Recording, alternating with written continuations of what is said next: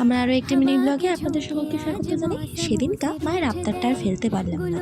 মা হঠাৎ করে এসে আমাকে বলল, বিকেলের আজকে টিফিনটা তুইই বানা। মাকেই জিজ্ঞেস করে নিলাম, কি খাবে তুমি বলো।